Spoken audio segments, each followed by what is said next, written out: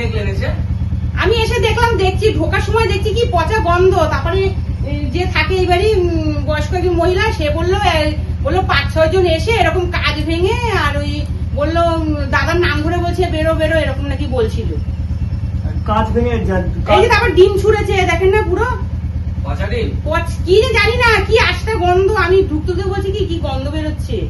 তখন ওই মাসি ওই মিনুদি বললো যে এরকম এরকম হয়েছে। অসুবিধার সাথে কথা হয়েছে? হ্যাঁ, ওনাকে ফোন করেছি তো এসে, আমি এরকম দেখে।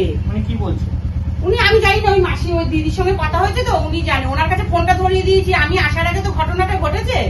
উনি কি বললো? কতজন এসেছিল? ও মিনুদি কই? আমি বাইরে বের দেখতে পাইনি, ছেলেরা ভাঙতে আমি চুপ। উনি ভয়তে মানে থতমত হয়ে গেছে, একা রয়েছে তো বাড়িতে, ওনার ছেলে অসুস্থ। তা দেখেননি কারা ডিম ছুঁড়েছে? দেখেননি? না দাদা দেখতে পাইনি। মানে চিৎকার শুনে উনি আর ভয়তে বেরোয়নি। থানায় জানিয়েছেন এরকম ঘটনা ঘটেছে? না, আমি কি করে জানাবো থানায়? সে বাড়ির লোক আসুক তারপরে তো জানাবো। আমি এখানে কাজ করি, আমি আর কিছু করতে পারি এখানে? সে আসুক বাড়ির লোক। উনি কি বলেছেন আসছেন, বাড়িতে আসছেন? কি বলে যাচ্ছে বাড়িতে? কিছু বলেনি। আচ্ছা, ওনার কেউ বাড়িতে কেউ আহত বা কেউ হয়নি তো? মানে কাছের ইয়েতে বা কেউ আহত হয়নি তো? না না না, সেরকম কেউ আহত হয়নি। আসলে কাজটা ভেঙে গেছে। হ্যাঁ, কাজ ভেঙেছে, এই ডিম টিম ছুঁড়েছে। না চলে আসবে, মানে কোনি মাসিমা খবর দিয়েছে তো, মনে হয় চলে আসবে এর মধ্যে। কবে থেকে নেই?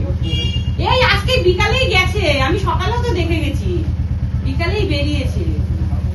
ঠিক আছে, আপনি কাজ করেন এখানে? আমি রান্না করি। হ্যাঁ, আমি এই একটু 10 মিনিট হয়েছে এসেছি। কি নাম দিদি আপনার? কি নাম?